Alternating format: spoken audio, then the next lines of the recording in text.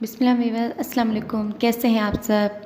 Hope you are doing good. और यहाँ पर हो रही है एक ज़बरदस्त से मेन्यू की तैयारी, और इसके अंदर कुछ ऐसी भी मैंने रेसिपीज़ आपके साथ शेयर की हैं जो कि आपने कहा था कि सिर्फ मैंने आपको डिटेल के साथ पहले वीडियोस में नहीं बताई थी, लेकिन आपकी रिक्वेस्ट आई थी कि हमें उन रेसिपीज़ के बारे में थोड़ा सा डिटेल से बताएं।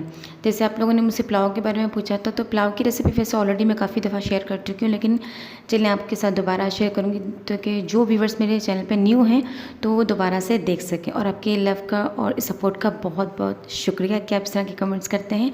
तो सबसे पहले यहाँ पर इस डिनर जो हमारी दावत है उसके ऊपर मैंने बनाए थे ये, आप गोला कबाब समझ लें, वैसे ये चपली कबाब के स्टाइल से ही होते हैं, लेकिन थोड़ा सा इंग्रेडिएंट चेंज थी। ये कीमा लिया था मैंने तकरीबन ये 1 किलो से थोड़ा सा कम होगा, और इसके अंदर मैंने लहसुन अदरक का पेस्ट डाला, लाल मिर्च डाली, थोड़ा सी अगर आप डाल लें कुटी हुई मिर्च तो वो भी बड़ी बेस्ट जायका देती है, तो वो इसके अंदर शामिल कर लें।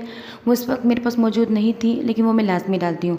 इसके अलावा साबुत धनिया डाला है, और ये थोड़ा सा गरम मसाला पाउडर और थोड़ा सा ज़ीरा पाउडर, ये डाल के अच्छी तरीके से मैंने इसको कर लिया था मिक्स। और ग्राइंडर के अंदर 2 अदद दरमियाने साइज़ की जो प्याज होती हैं वो डाल के मैंने इसको अच्छी तरीके से उसका पेस्ट बना लिया था और वो इसमें शामिल कर दिया था। अगर आप बिल्कुल सॉफ्ट करना चाहते हैं, इस तरह अमूमन ये होता है कि हम चपली कबाब या कच्चे कीमे के कबाब या इस तरह की कोई चीज़ बनाते हैं तो वो फिर भी हार्ड रह जाते हैं, अब जितना भी उसमें कोई भी ऐसी चीज़ शामिल करें जो सॉफ्ट बनाती हो। तो उसका सबसे बेस्ट तरीका ये होता है कि आप उसके अंदर ब्रेड जो होती है ना उसको थोड़ा सा पानी में डिप कर लें और फिर वो उसके अंदर शामिल कर लें, तो बिल्कुल ही सॉफ्ट बनते हैं। और आप यकीन करें बिल्कुल टूटते भी नहीं हैं। और बाज़ वक़्त होता है कितने सॉफ्ट बन जाते हैं, जब आप उसको फ्राई करने लगते हैं तो लगता है ये टूट जाएंगे, लेकिन फ्राई होने के बाद जब इसका पानी निकल जाता है ना तो वो खुद ब खुद हल्के से हार्ड हो जाते हैं।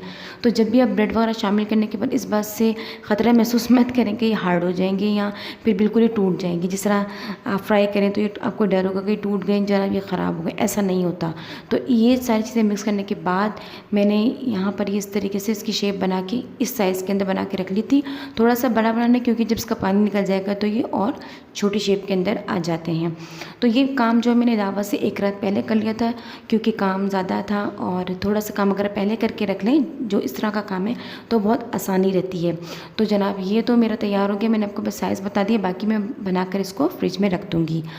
इसके बाद ये रात के वक्त ही मैंने ये मीठा बना के रख लिया था, क्योंकि जो मीठा है ना वो चिली अच्छा लगता है, और ज़्यादा आजकल आप जानते हैं कि गर्मी का मौसम कितना शदीद है, तो चीज़ें जो ठंडी अच्छी लगती हैं।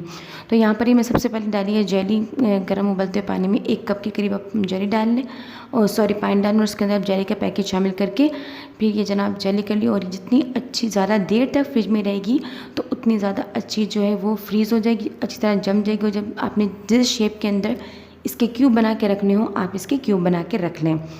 तो यहाँ पर ही बस ये मेरी जेली बन गई थी, और मैं इसको ठंडा होने के लिए साइड पे रख दिया था। और इसके साथ ही मैंने जो दूसरे स्टॉपर पे कोशिश की थी कि जल्दी से तो दूध गर्म करने के लिए रख दूँ, जो कस्टर्ड बनाना है। कस्टर्ड का कोई भी आप फ्लेवर ले सकते हैं जो भी आपको पसंद हो। यहाँ पर मैंने वनीला का फ्लेवर लिया है, और लास्ट दावत के अंदर भी मैंने वनीला का लिया था, लेकिन जो इससे नेक्स्ट दावत हुई थी उसके अंदर स्ट्रॉबेरी का आया था, तो मैं थोड़ा हो रही थी कि स्ट्रॉबेरी आ गई, क्योंकि मुझे वनीला मैंगो वगैरह का मतलब टेस्ट ज़्यादा अच्छा लगता है। लेकिन लिटरली अब यकीन करें कि इन दोनों से ज़्यादा वो जो स्ट्रॉबेरी का जो आया ना कस्टर्ड का फ्लेवर, वो बहुत ही ज़्यादा मज़े का बना, वो मुझे खुद पर्सनली बहुत पसंद आया। तो यहाँ पर दूध में इलायची की 3-4 इलायचियाँ खोल कर इसके अंदर से दाने निकाल के मैंने पानी इसका दूध चढ़ा दिया था, और दूध को अच्छी तरीके से बॉयल करने के बाद इसके अंदर शामिल कर दिया था ये दूध में घोलकर अच्छे तरीके से कस्टर्ड। और जब ये गाढ़ा होने लग गया तो फिर आप जानते हैं इसमें अब चीनी जितनी भी आपने शामिल करनी है, आप जितना भी टेस्ट पसंद करते हैं। और जब कोई भी चीज़ गर्म होती है आप जानते हैं कि उसके अंदर चीनी वैसे भी थोड़ी ज़्यादा महसूस होती है, लेकिन चीनी थोड़ी सी ज़्यादा रखें, क्योंकि ठंडा होने के बाद उसका टेस्ट कम हो जाता है। तो कस्टर्ड मेरा तैयार हो गया। तो जब कस्टर्ड कम्प्लीटली तैयार हो गया था तो फिर उसके अंदर मैंने आखिर में शामिल कर दी थी क्रीम, तो उससे बहुत अच्छा फ्लेवर आता है। अगर आपके पास क्रीम नहीं है मतलब पैकेट की, तो आप घर की भी शामिल कर सकते हैं। गाढ़ा अगर दूध आता है तो बहुत बेस्ट रहता है। इसके बाद जनाब ये आपकी रिक्वेस्ट पे मैं आपको दिखा रही हूँ, ये मैं बना रही हूँ पुलाव के लिए यखनी। और इसके अंदर मैंने शामिल किया है लहसुन, अदरक, टमाटर, प्याज।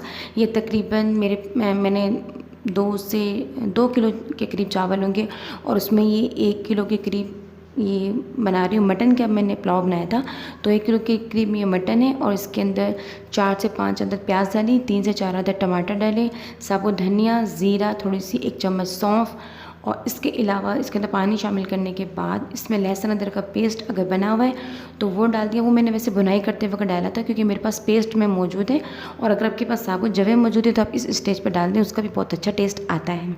और फिर इसके अंदर जनाब आखिर में शामिल कर दी 2-3 लौंगे, काली मिर्च के तकरीबन 10-12 दाने, 2 बड़ी इलायची, छोटी इलायची शामिल करके इसको मैंने चढ़ा दिया था। इसको लगा दी थी 2-3 सीटी, क्योंकि जब तक गोश्त गलेगा तो यखनी का बहुत अच्छा रोगन आ जाएगा।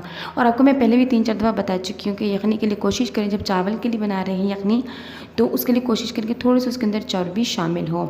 तो जब तक मेरी यखनी तैयार होगी, यहाँ पर मैं बना रही हूँ क्रीम चाट।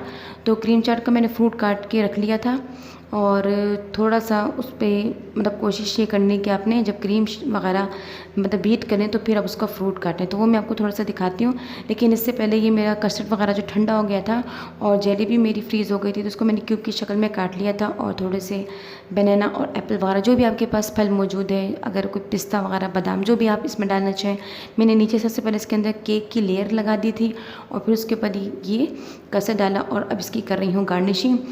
और कोशिश ये करें कि जब भी आप कस्टर्ड वगैरह बनाएं तो उसके ऑपोजिट कलर लें। जिस तरह अगर आपने येलो कलर का कस्टर्ड लिया है तो रेड कलर की जेली लें, और अगर आपने स्ट्रॉबेरी यानी कि उस स्ट्रॉबेरी का आपको पता है कि वो थोड़ा पिंक सा आता है कस्टर्ड, तो उसके ऊपर आप जेली जो है वो रेड लें, सॉरी रेड नहीं लें या येलो कलर की लें, यानी कि ऑपोजिट लें ताकि वो प्रोमिनेंटली नज़र आ सके। तो यहाँ पर ये मैंने इसके पे जेली सेट कर दी थी। इसको अब गार्निशिंग इसकी डेकोरेशन जनाब हो रही है, वो जिस स्टाइल से करना चाहिए। इसके बाद मैंने बस इसके साइडों पे बनाना और एप्पल रख दिया था, क्योंकि आप जानते हैं बनाना और एप्पल दोनों जो कस्टर्ड के अंदर बहुत मज़े के लगते हैं। तो ये मैंने कर रख दिया था फिर गार्निश करने के बाद फ्रिज में। और इस कुकर में जो मैंने यखनी चढ़ाई थी वो तकरीबन मैंने पौना घंटा उसको अच्छी तरीके से पकाया, और पकाने के बाद उसको यखनी को निकाल लिया था। और यहाँ पर मैं बना रही हूँ ये जनाब कढ़ाई बनाई, और ये बड़ी सिंपल सी बनी थी लेकिन बहुत मज़े की बनी थी। मतलब कि मुझे खुद अगर कोई चीज़ पसंद आती है ना तो मुझे लगता है कि गेस्ट को पसंद आई ही होगी, बेशक वो मेरी किसी चीज़ की तारीफ़ कर भी देना। अगर कोई, ये बस मेरी अपनी सोच है कि अगर कोई आके तारीफ़ कर भी देता है ना तो जब तक मैं खुद सेटिस्फाई नहीं होती, बाज़ वक़्त ऐसा होता है कि आके कोई तारीफ़ करता है अच्छी चीज़ बनी है, लेकिन जब मैं खुद चख के देखती हूँ और मुझे अच्छी नहीं लगती तो मैं समझ जाती हूँ कि जनाब दिल रखने के लिए कहा गया ये सब कुछ। वैसे आप खुद भी बहुत बड़े जज होते हैं, तो इस तरह की ना कोई खुशफहमी कभी वैसे मैंने अपनी तौर पे कभी पाली नहीं है कि जनाब ये चीज़ अगर किसी ने तारीफ़ कर दी है तो अच्छी है ये, जब तक मैं खुद सेटिस्फाई नहीं होती हूँ। तो वहाँ पर मैंने अचार गोश्त के लिए चढ़ाया था। ये 2-3 स्टेप मैं आपको करके दिखा रही हूँ। मैंने कुकर दोबारा रीयूज़ किया था और मैंने कुछ चीज़ें हाफ़ डन करके रात को रख ली थी। तो उसके अंदर बस मैंने लहसुन अदरक का पेस्ट और हल्दी पाउडर, गोश्त और प्याज शामिल कर दिया था। तो वो चीज़ें शामिल करने के बाद उसको भी मैंने हाफ़ डन करके निकाल लिया। और यहाँ पर ये जनाब थोड़ा सा बना रही हूँ मैं अचार गोश्त, और अचार गोश्त के अंदर क्योंकि मसाला कम बनता है तो आप इसमें टमाटर ज़्यादा ऐड कर सकते हैं, लेकिन इसकी अपनी भी खटास होती है ना, तो कोशिश ये करें कि टमाटर इसके अंदर कम डाले जाएँ।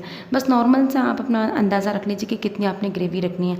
इसके अंदर भी टमाटर प्याज डाल के थोड़ा सा इसमें अदरक का पेस्ट मैंने डाला था, बाकी तो उसमें कोई डालने की ज़रूरत नहीं। और ये नमक ऐड कर दिया, और बाकी तो पैकेट का मसाला जो कि उसके अंदर सारी चीज़ें मौजूद होती हैं वो सब कुछ शामिल होता है, तो आपको ऐसा कुछ डालने की ज़रूरत नहीं पड़ती।